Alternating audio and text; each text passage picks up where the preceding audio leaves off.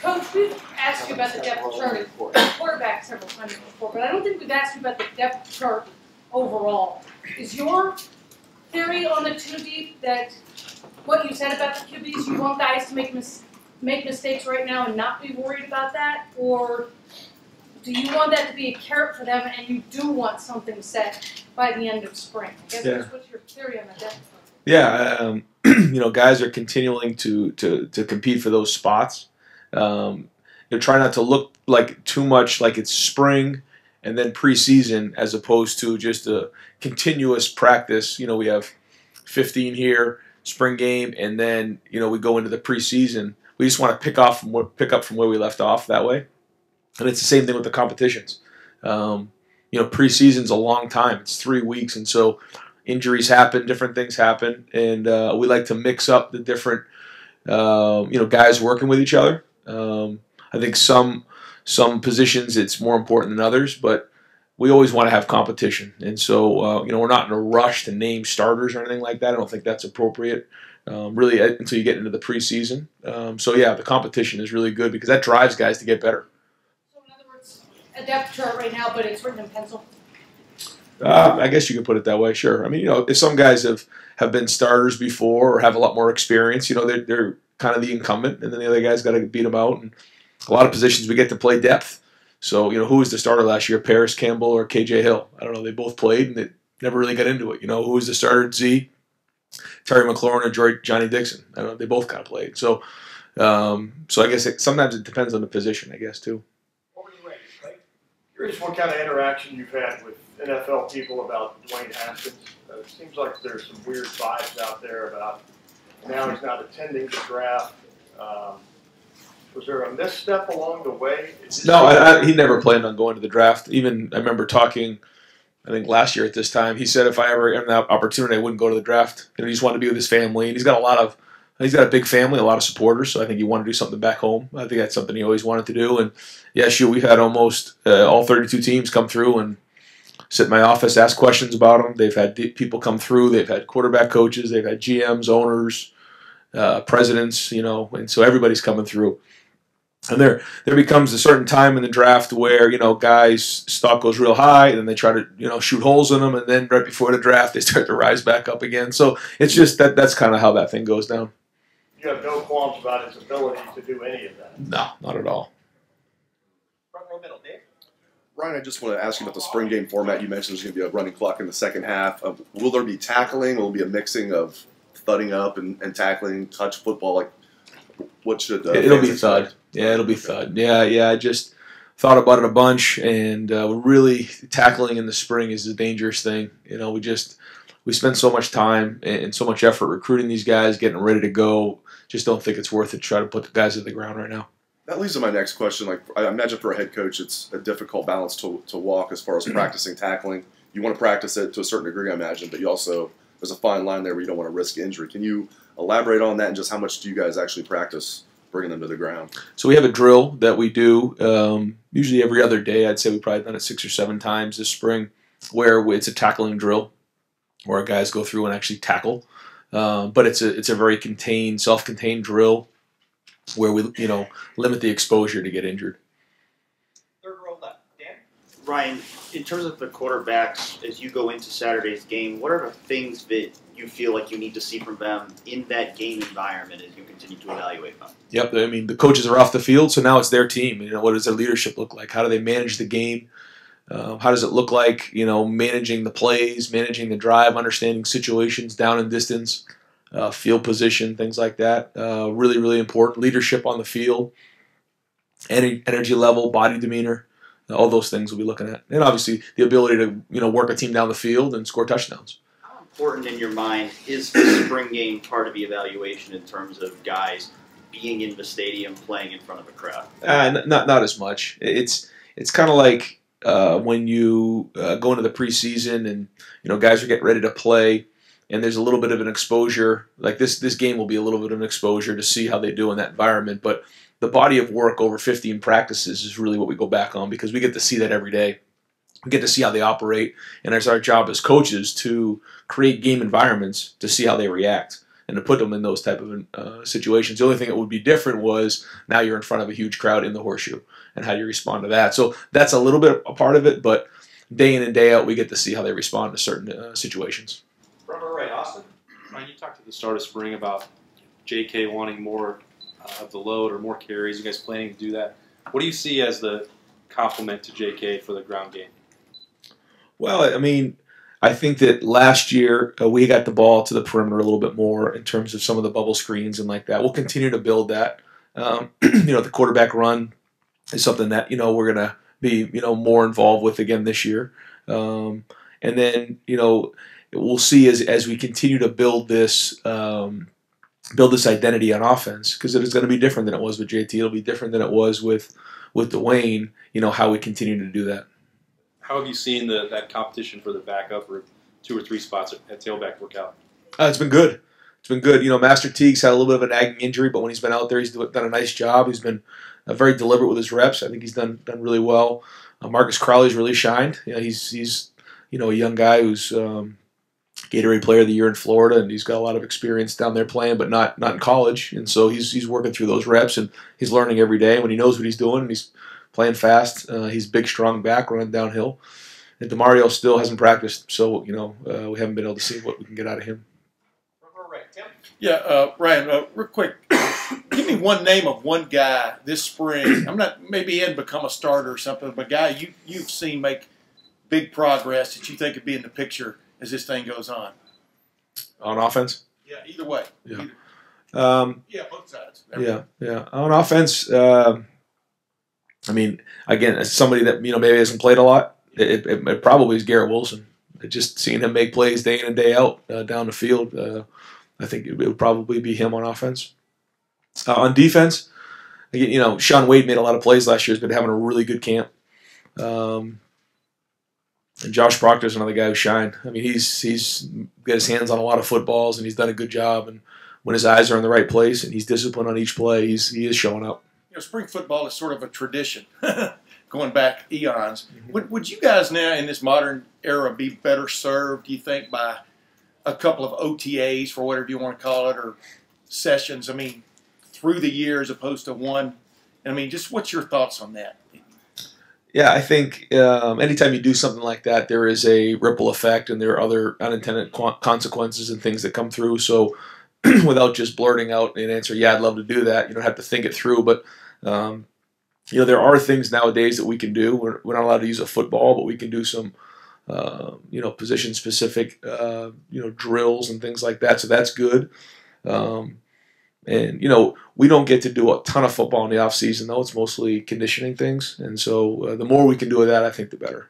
One last thing. You used to evaluate quarterbacks for the NFL.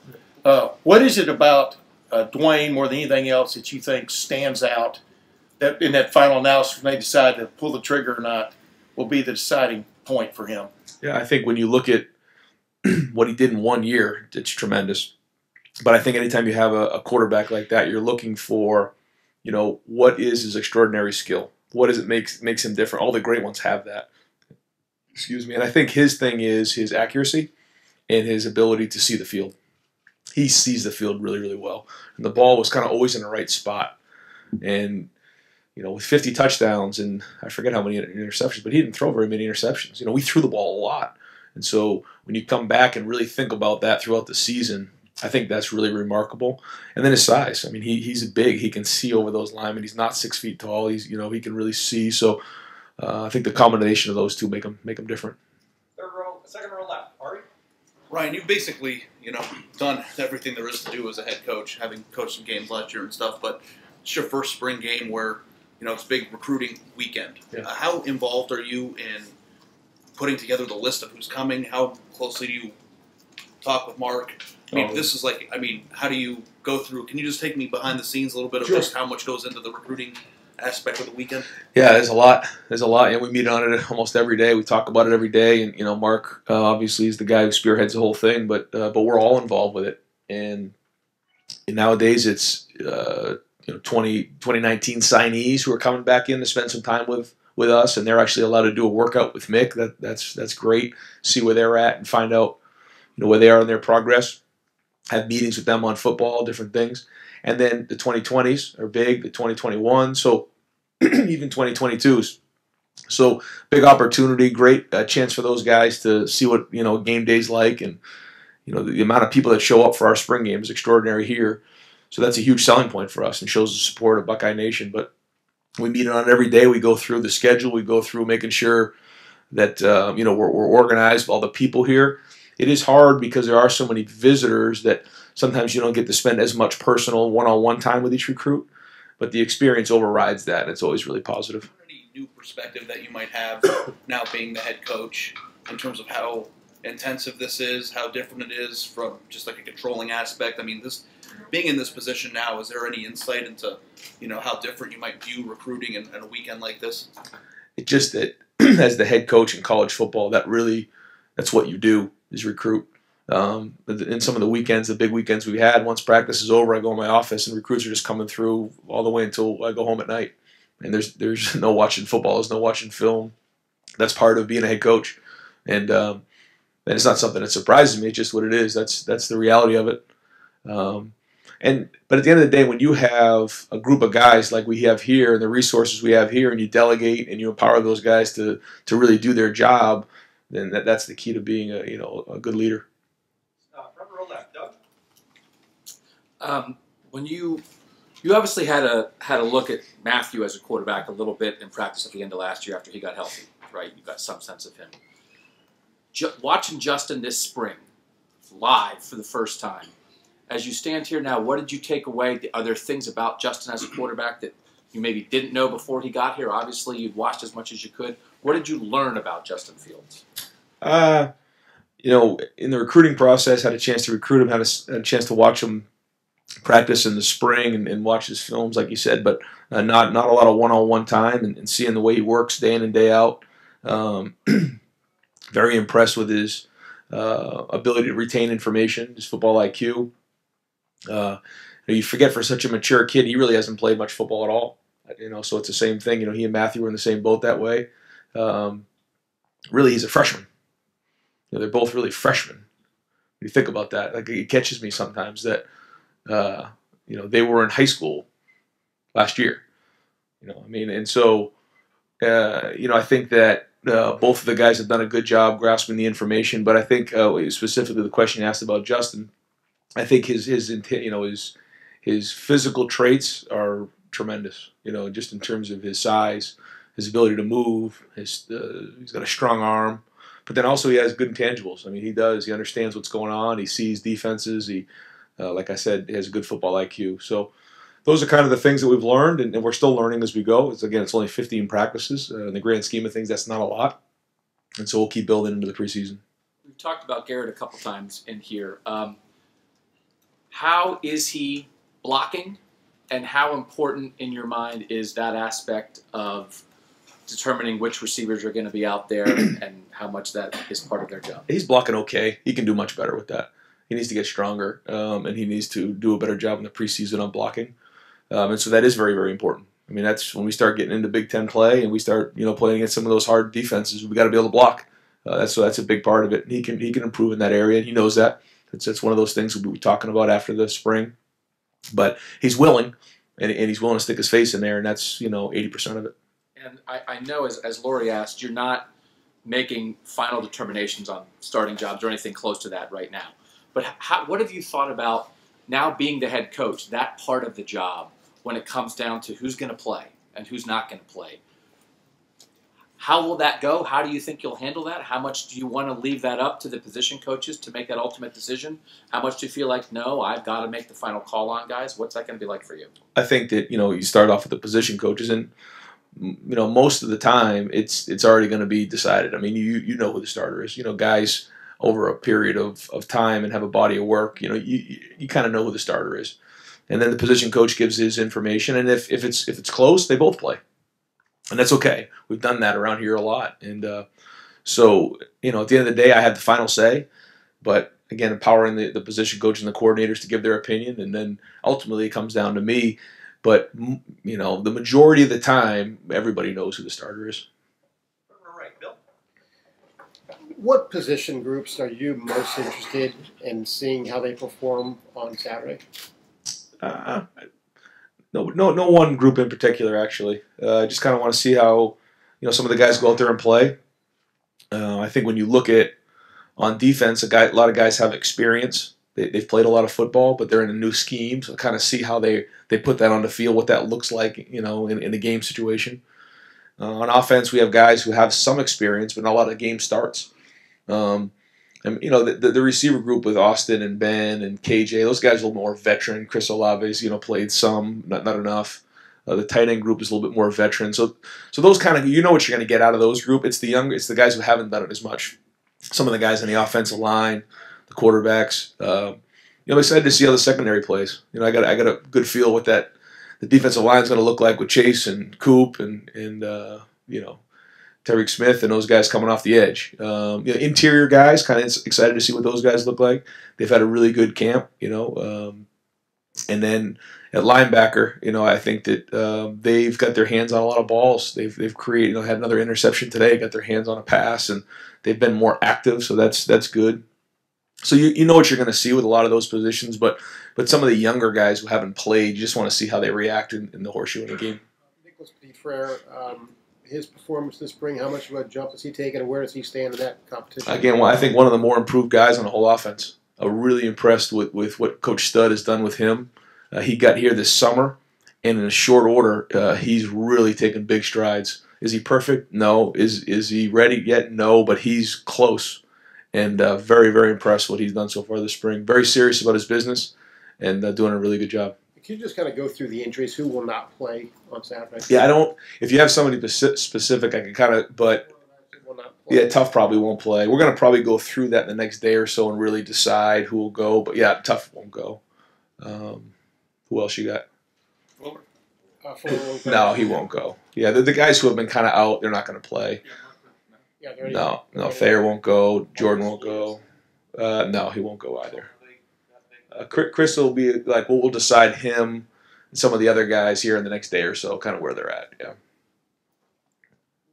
Fourth row middle, Pat. Similar to what I was asking about recruiting, but from the team side, since you took over the program to almost the end of spring, what's something that you didn't know then that you know now going through this whole last 4+ months that you think has made you a better coach or Yeah, I think the recruiting part of it that's a huge just day in and day. That's just what it is, So you can't really. There's not as much X's and O's. It's that kind of stuff.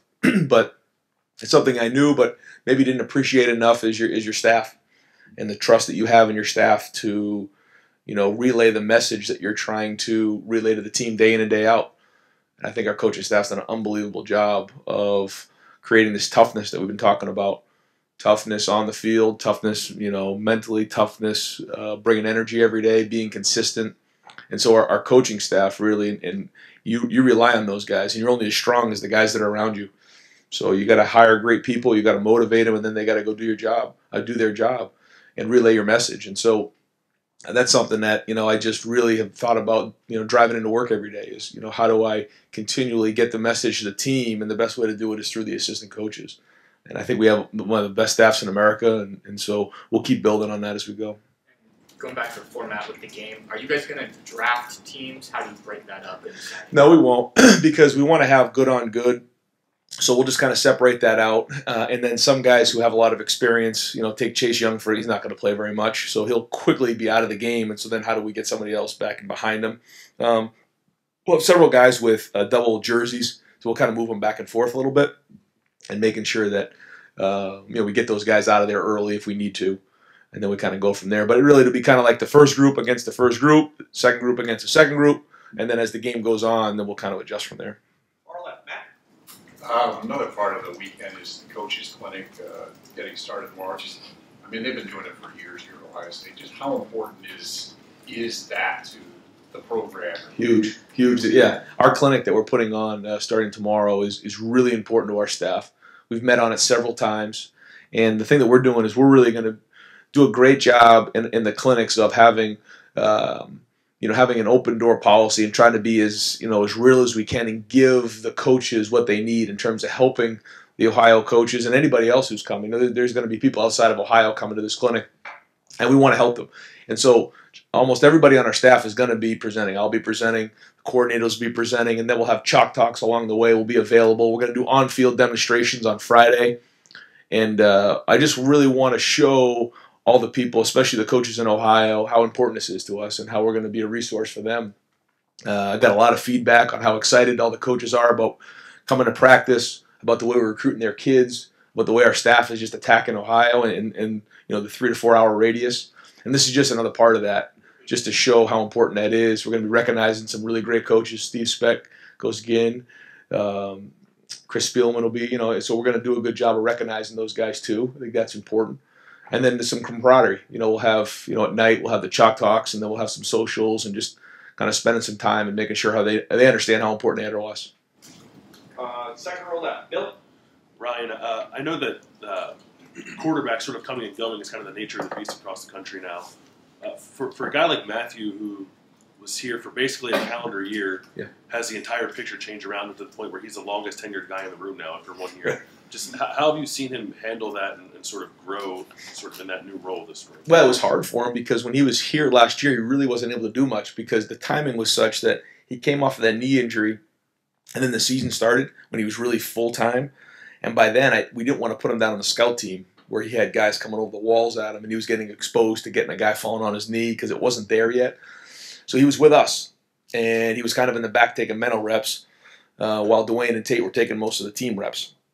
So he really wasn't doing a whole bunch. He was it was all up here. And that wasn't easy for him. It was a long fall, but it was the right thing to do because we didn't want to expose him to getting hit. He wasn't really, confident on that thing yet. Went through the season. Bowl practice was big for him. He was able to get out there and start to get his feet underneath him. I think he's building his confidence every day. And I think that, the best practices he's had is the last probably 4 or 5.